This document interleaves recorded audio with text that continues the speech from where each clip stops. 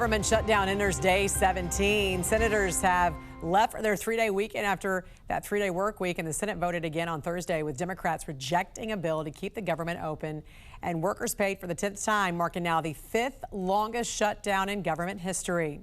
Joining us now to discuss is Chairman of the Republican National Committee, Joe Gruters. Good morning to you, sir. Welcome to the National News Desk. Hey, good morning, Jan. Thanks for having me on. Of course. Is this now a game of just who blinks first, and what happens the longer this drags out?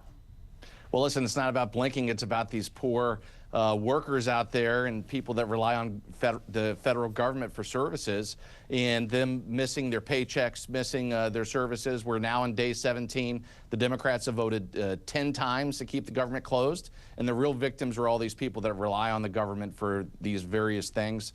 And it's just unfortunate the Democrats have to vote to get the government back on, and we're hoping that happens soon.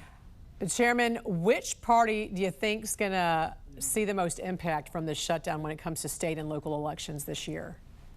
Well, listen, I don't think it's about politics or elections. I just think it's about the victims, and it's about the federal workers. It's about our armed services. It's about the veterans benefits. It's about seniors that rely on these services from the federal government. All these people are victims of the Democrats and their willingness to hold the government hostage for political gain. It needs to end, and I'm hopeful that the calmer heads will prevail, and they'll come back to work and vote to reopen the government soon. How much is the No Kings rally Democratic lawmakers plan to attend this weekend play into this? Because, you know, will we magically see some movement next week on the Democratic side, do you think?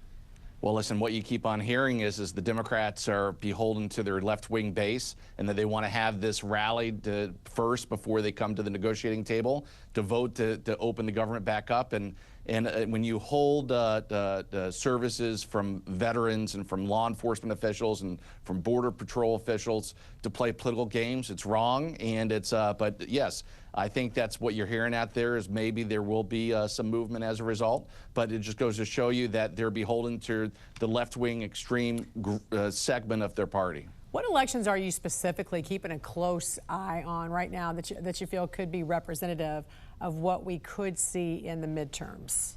Well, listen, we got a lot of elections in a couple of weeks, but I don't think that any of them will be representative of what's happening or what's going to happen in the midterms in 2026. But, you know, I was with Jack Ciattarelli last night in New Jersey, helping him campaign. You know, the RNC has been on the ground in a lot of these places for 6-7 months with our teams, working on election integrity efforts, working on get out the vote in conjunction with the state and local parties. We think we have some momentum out there, and specifically Jack Ciattarelli doing an absolute phenomenal job once again to try to build momentum. And we're optimistic, but when we're going to continue to do everything we can to help our candidates. How's he doing there, by the way? He's doing great. You know, listen, I've been with him a couple of times, and the momentum that he's building on the ground is really impressive. I mean, he has a coalition of folks that are trying to help put him in. And because for one, I think he's a great candidate. On the other side, I think Mikey Sherrill's been a terrible candidate. You know, I think she's made one mistake after the next. I think Jack has taken advantage of that, and I think we have a real opportunity maybe for a pickup there. All right, great to see you this morning, and congrats on your new role there as RNC chair. Joe Gruters, have a great weekend. Thanks so much, Jan.